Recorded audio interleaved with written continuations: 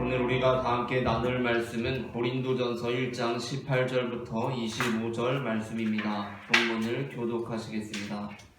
십자가의 도가 멸망하는 자들에게는 미련한 것이요 구원을 받는 우리에게는 하나님의 능력이라. 기독교와 내가 지혜 있는 자들의 지혜를 멸하고 천명한 자들의 절망을 하셨으니 지혜 있는 자가 어디 있느냐, 선비가 어디 있느냐, 이 세대의 변론가가 어디 있느냐. 하나님께서 이 세상의 지혜를 미련하게 하신 것이 아니냐. 하나님의 지혜에 있어서는 이 세상이 자기 지혜로 하나님을 알지 못하므로 하나님께서 선비의 미련한 것으로 믿는 자들을 생각하시기를 좋아하셨도다. 유대인은 표적을 구하고 헬라인은 지혜를 찾으나 우리는 십자가에 못 박힌 그리스도를 전하니 유대인에게는 거룩한 것이요 이방인에게는 미련한 것이로되 오직 부르심을 받은 자들에게는 유대인이나 헬라인이나 그리스도는 하나님의 능력이요 하나님의 지혜니라. 하나님의 어리석음이 사람보다 지혜롭고 하나님의 약하심이 사람보다 강하니라. 아멘. 한국 전쟁이 끝난 지 얼마 되지 않은 시절에 천방지축 용세라는 아이가 살고 있었습니다. 용세는 얼마나 말썽꾸러기였는지 용세네 집에는 하루도 바람 잘 날이 없었습니다. 그러던 어느 날 용세는 결국 큰 사고를 치고 말았습니다. 그것은 아버지께서 며칠 전 선물 받으시고 소중히 여기시던 두루마기를 집에서 혼자 성냥을 가지고 장난치다가 소매 끝을 태워버리고 말았던 것입니다. 말썽꾸러기들도 말썽을 심하게 치지만 일이 뭔가 잘못되었을 때에는 이것이 큰일이다 직감적으로 알아차립니다. 용세는 이것이 간단히 끝날 일이 아니라는 것을 직관적으로 알았습니다. 그래서 용세는 두려웠고 겁이 났습니다. 옷감을 다른 색으로 물들게 했으면 그 옷을 빨면 될 것 같고, 옷감을 어쩌다가 찢어뜨렸으면 그걸 엄마가 다시 꿰매주시면 될 것 같은데, 옷감을 태워 먹은 것은 도무지 어떻게 방법이 안 나올 것처럼 생각되었기 때문입니다. 그래서 결국 용세는 아버지께서 집에 돌아오시기 전에 황급히 보따리를 싸기 시작합니다. 그리고 마당으로 나가서 집을 향해서 큰 절 한번 올리고 집을 나갔습니다. 그러나 집 밖에서의 생활 역시 그렇게 쉬운 것이 아니었습니다. 결국 용세는 3일 만에 집으로 돌아오게 되었습니다.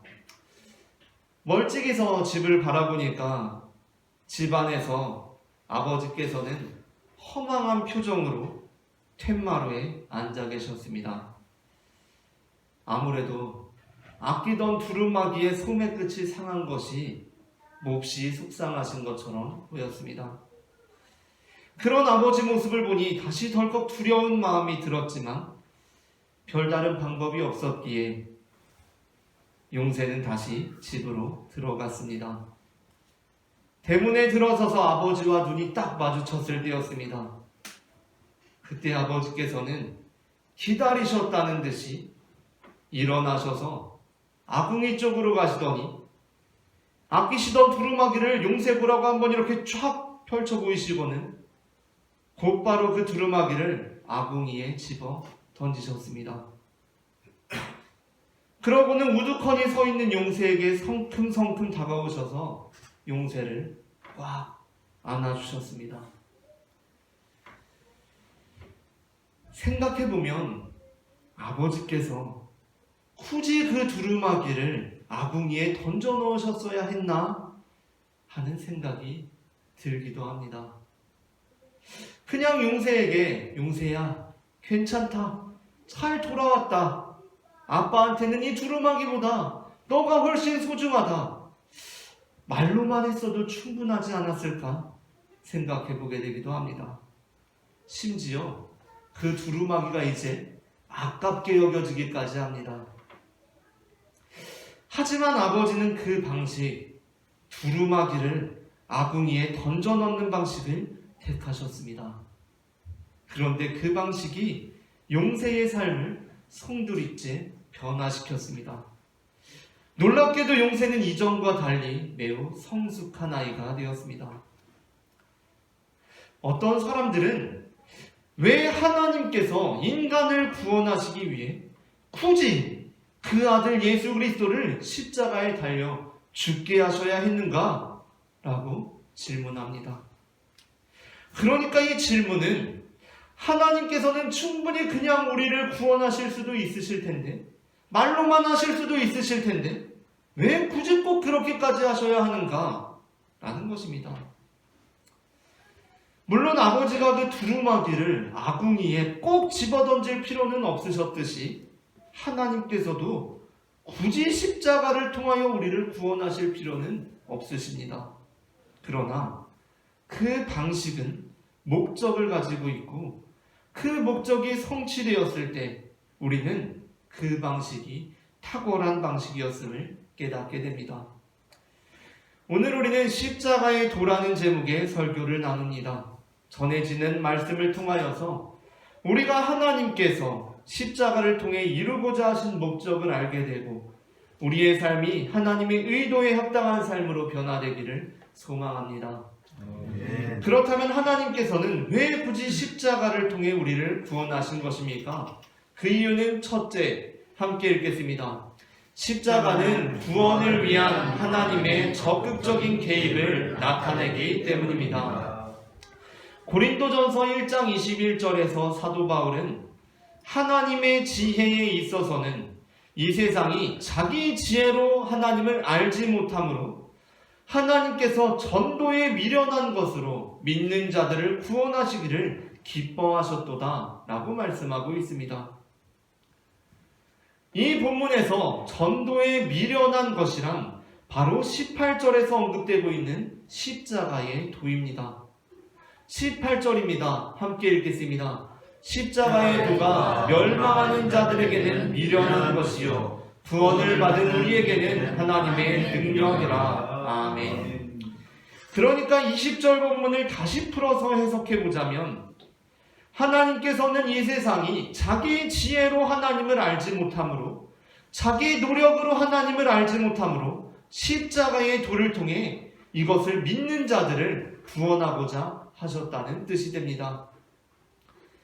태초의 인간 아담이 범죄한 이래로 인류 역사상 어느 누구도 자기 스스로의 능력으로 하나님의 구원을 이루어낼 수 없었습니다.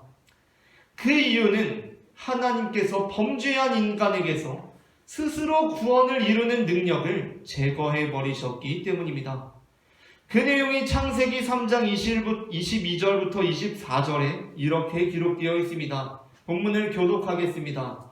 여호와 하나님이 이르시되 보라 이 사람이 선악을 아는 일에 우리 중 하나같이 되었으니 그가 그의 손을 들어 생명나무 열매도 따먹고 영생할까 하노라 하시고 여호와 하나님이 에덴 동산에서 그를 내보내어 그의 근원이 된 땅을 갈게 하시니라. 함께 읽겠습니다. 이같이 하나님이 그 사람을 쫓아내시고 에덴 동쪽 동산 그룹들과 두루 도는 불칼을 두어 생명나무의 길을 지키게 하시니라. 아멘. 이 말씀이 의미하는 것이 무엇입니까? 인간이 하나님 앞에 범죄하였습니다. 그러므로 하나님께서는 그가 생명나무 열매에 접근하는 것을 허용하지 않으셨습니다.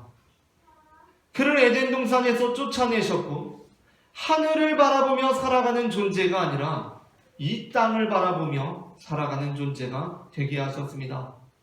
이를 고린도전서 1장 19절부터 20절에서는 이렇게 기록하고 있는 것입니다. 다 함께 본문을 합독하겠습니다.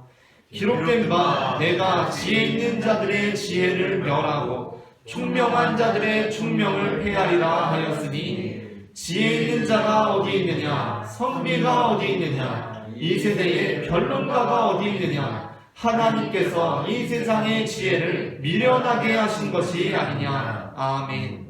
하나님께서 지혜 있는 자들의 지혜를 폐하셨습니다. 총명한 자들의 총명을 폐하셨습니다. 하나님께서 인간이 스스로 하늘의 것을 추구하며 살아갈 능력들을 앗아가 버리셨습니다. 그러므로 이 세상에 스스로 구원을 이룰 수 있는 사람이 어디에 있습니까? 하나님께서는 인간에게서 구원을 이룰 수 있는 능력을 앗아가셨습니다. 그런데 그리고 어떻습니까? 이제 인간은 멸망당할 수밖에 없고 흙에서 왔으니 흙으로 돌아갈 수밖에 없는 것입니까? 그렇지 않습니다. 그렇게 우리가 아무것도 할 수 없게 되었을 때 하나님께서는 우리들의 삶에 적극적으로 개입하시며 그 아들 예수 그리스도를 이 땅에 보내사 십자가 위에서 우리의 모든 죄를 대속하게 하심으로 우리를 구원하신 것입니다. 그러므로 우리는 우리 안에서 구원의 능력을 발견할 수 없을 때 어떻게 해야 합니까? 내가 아무리 노력해도 죄악의 사슬을 끊을 수 없습니다. 그럴 때 우리는 절망하고 낙담하는 것이 아니라 내가 아닌 하나님께 소망을 두는 것입니다. 하나님께서는 우리를 버려두지 않으십니다. 아무것도 할 수 없는 우리에게 구원의 능력으로 일하시는 분이 바로 하나님이십니다. 다음으로 둘째, 하나님께서 굳이 십자가를 통해 우리를 구원하신 이유를 다 함께 합독하시겠습니다. 둘째, 십자가는 모든 사람에게 공평하기 때문입니다. 사도 바울은 십자가의 도에 관하여 선포하며 십자가를 멸망과 구원을 가르는 기준으로 제시합니다. 18절을 다 함께 합독하겠습니다. 십자가의 도가 멸망하는 자들에게는 미련한 것이요 구원을 받은 우리에게는 하나님의 능력이라. 아멘. 그러나 또한 그와 동시에 십자가는 모든 차별을 철폐하고 무너뜨리는 강력한 힘입니다. 그래서 사도 바울은 이어서 22절부터 24절에서 어떻게 말씀하고 있습니까? 다 함께 본문을 교독하겠습니다. 유대인은 표적을 구하고 헬라인은 지혜를 찾으나 우리는 십자가에 못 박힌 그리스도를 전하니 유대인에게는 거리끼는 것이요 이방인에게는 미련한 것이로되. 함께 읽겠습니다. 오직 부르심을 받은 자들에게는 유대인이나 헬라인이나 그리스도는 하나님의 능력이요 하나님의 지혜니라. 아멘. 유대인들은 표적을 구하는 사람들입니다. 그렇다 보니 십자가는 유대인들에게 매우 거리끼는 것이 됩니다. 왜냐하면 십자가에는 어떠한 표적도 기적도 나타나고 있지 않기 때문입니다. 반면 헬라인들은 지혜를 찾는 사람들입니다. 그렇다 보니 헬라인들에게 있어서 십자가는 미련한 것이 됩니다. 왜냐하면 십자가는 우리의 이성으로 이해할 수 있는 것이 아니기 때문입니다. 그런데 만일 하나님께서 어떠한 표적을 통하여 인간을 구원하고자 하셨다면 어떻게 되었겠습니까? 여기서 표적이라는 것은 기적 같은 것인데 하나님께서 예수 그리스도를 통해 기적을 보이심으로 우리를 구원하고자 하셨다면 어떻게 되었겠습니까? 어떤 사람들은 만일 예수님께서 기적을 통해서 우리를 구원하고자 하셨다면 더 많은 사람들이 예수님을 믿게 되었을 것이라고 생각합니다. 그러나 그렇지 않습니다. 그렇기 때문에 예수님께서는 단 한 번도 권력자들 앞에서 마술을 부리듯이 그들의 호응을 얻고자 기적을 베푸시지 않으셨습니다. 만일 예수님께서 그렇게 하셨다면 예수님은 권력자들에게 독점이 되어서 힘없는 사람들은 예수님께 접근조차 할 수 없었을 것입니다. 그러니까 표적을 통해 구원하는 순간 힘없는 자들은 구원으로부터 차별을 받게 되는 것입니다. 또한 만일 하나님께서 지혜를 통하여 인간을 구원하고자 하셨다면 어떻게 되었겠습니까? 말 그대로 매우 신학적인 또는 철학적인 방식으로 논증과 이성적인 추론을 통해 하나님에 대한 지식에 이르게 하고 구원 시험을 쳐서 80점 이상은 구원이고 80점 미만은 재시험이라고 한다면 어떻게 되었겠습니까? 헬라인들은 지혜로운 사람들이니까 대환영할 수도 있습니다. 그러나 그렇게 되면 그다지 이성적이지도 지혜롭지도 않은 사람들은 구원의 길에 이르기가 무척 어려울 것입니다. 따라서 하나님께서는 구원의 기준을 십자가로 제시하셨습니다. 십자가 안에서는 부르심을 받은 모든 자들에게 차별이 없습니다. 유대인이나 헬라인이나 힘 있는 사람이든지 힘없는 사람이든지 이성적인 사람이든지 감성적인 사람이든지 모든 사람들이 믿음이라는 공평한 심판대 앞에 서게 되는 것입니다. 그러므로 우리 역시 차별 없이 임하는 이 복음을 차별 없이 전하는 사람들이 되어야 합니다. 유대인들은 표적을 구하기 때문에 안 되고 헬라인들은 이성을 찾기 때문에 안 되는 것이 아닙니다. 물론 일반적으로 유대인들은 표적을 구하는 사람들이기에 그들이 여전히 표적을 구하고 있다면 십자가는 거리끼는 것이 될 것이고, 또한 일반적으로 헬라인들은 지혜를 찾는 사람들이기에 그들이 여전히 지혜를 찾고 있다면 십자가는 미련한 것으로 여겨질 것입니다. 그러나 십자가는 유대인이나 헬라인이나 부르심을 받은 자들에게는 하나님의 능력이 되고 하나님의 지혜가 됩니다. 아멘. 그렇기에 우리는 우리의 판단 기준으로 내가 늘 보아오니까 저 사람은 늘 하는 행동을 보면 표적을 구하는 사람이니까 이 십자가 복음을 거리끼는 것으로 여길 거야 라고 생각하며 복음 전하기를 포기하는 것이 아니라, 저 사람은 늘 하는 말을 들어보면 매우 지혜로운 것 같은데, 지혜를 추구하는 사람 같은데, 저 사람은 이 십자가 복음을 말도 안 되는 것처럼 여길 거야 라고 생각하며 복음 전하기를 추조하는 자들이 아니라, 십자가는 복음의 부르심을 받은 자들에게는 하나님의 능력으로 하나님의 지혜로 나타나는 것을 믿음으로 유대인들에게나 헬라인들에게나 십자가를 전하는 사람들이 되어야 한다는 것입니다. 마지막으로 셋째, 하나님께서 굳이 십자가를 통해 우리를 구원하시는 이유를 다 함께 합독하시겠습니다. 셋째, 십자가는 우리가 하나님의 백성이 되게 하는 강력한 메시지이기 때문입니다. 하나님께서는 인신제사를 받으시는 분이 아니십니다. 그것은 창세기 22장에서 하나님께서 이삭을 제물로 드리려 하는 아브라함의 제사를 중단시키신 것으로 나타나 있습니다.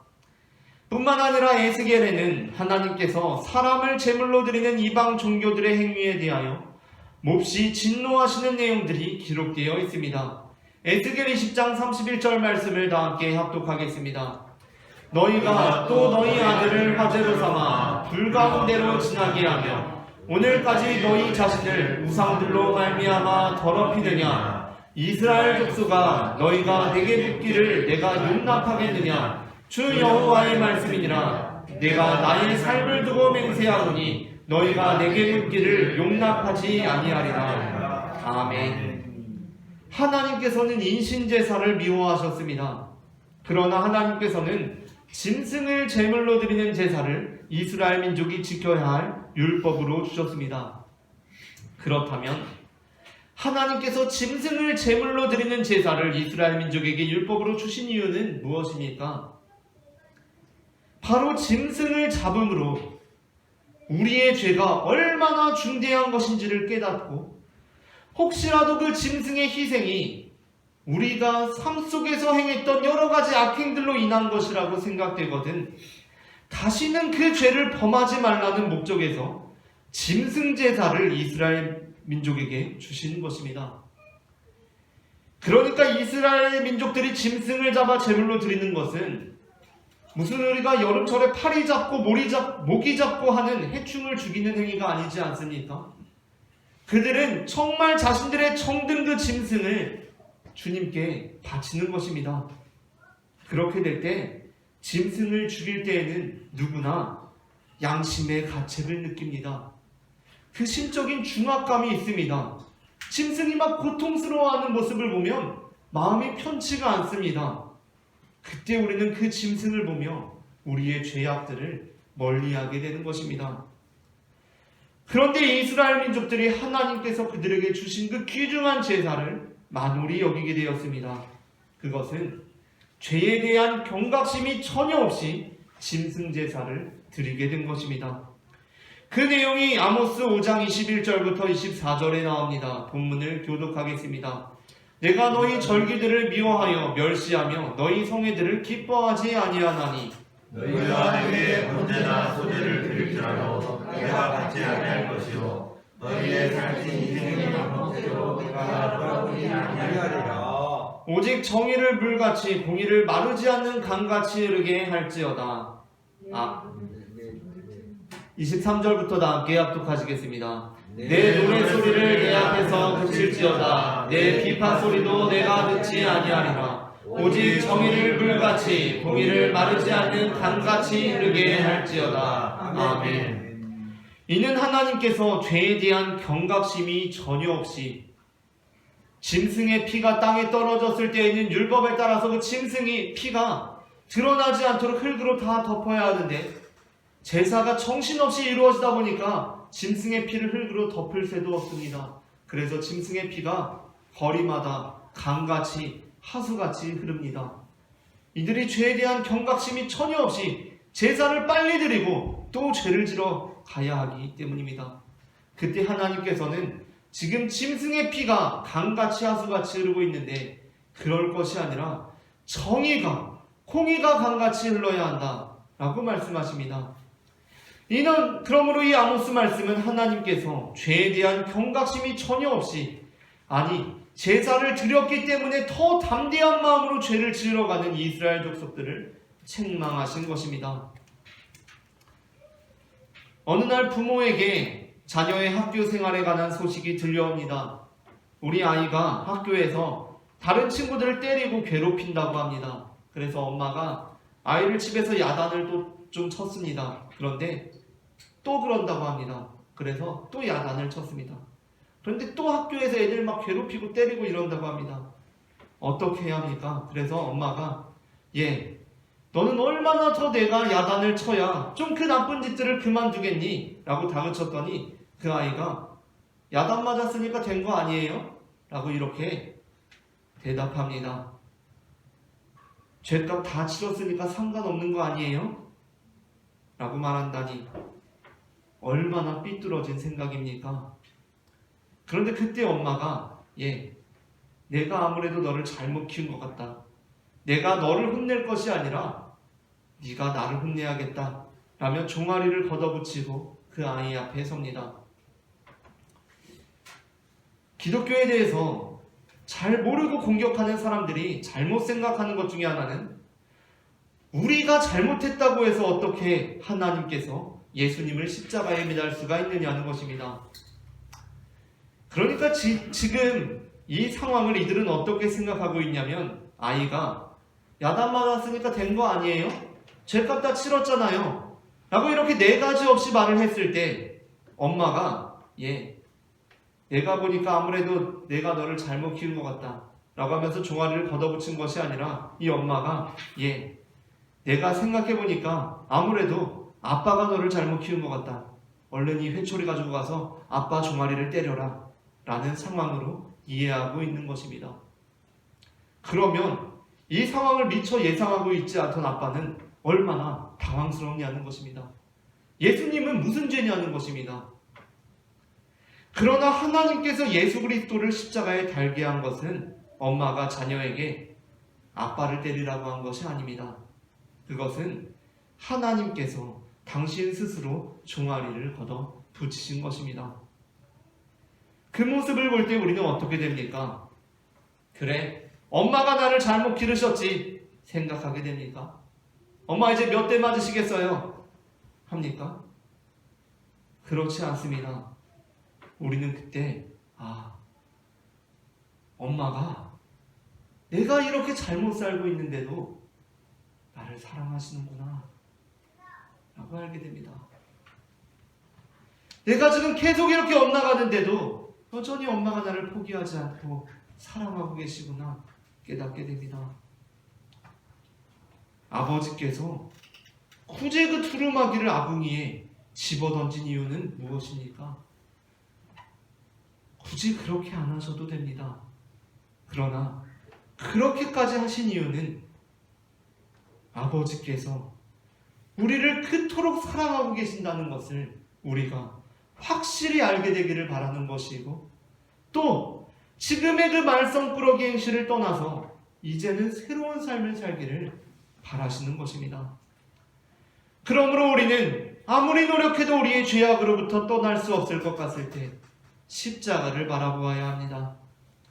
우리가 아무리 용을 써도 안 될 때 십자가를 바라보아야 합니다. 사도 바울은 25절에서 이렇게 말씀합니다. 다 함께 합독하시겠습니다. 하나님의 어리석음이 사람보다 지혜롭고 하나님의 약하심이 사람보다 강하니라. 아멘. 우리가 아무리 우리의 지혜를 짜내고 우리의 힘을 아무리 강하게 내보려고 해도 안 될 때, 이 죄악의 구렁텅이에서 빠져나갈 수 없을 때 하나님께서는 능히 손쉽게 벗어나게 해주실 수 있다는 것입니다. 그것이 하나님께서는 어려운 일이 아니라는 것입니다. 그러므로 우리는 우리의 무력함을 발견할 때마다 십자가를 묵상하며 찬양하고 기도해야 하는 것입니다. 말씀을 마칩니다. 십자가의 도는 우리를 구원하시는 하나님의 적극적인 개입이며 모든 사람들에게 공평하게 임하는 구원의 기준이고 또한 우리를 죄악으로부터 벗어나게 하는 하나님의 능력입니다. 우리 모두가 그 십자가의 도를 따라 사는 성도가 되기를 축복합니다.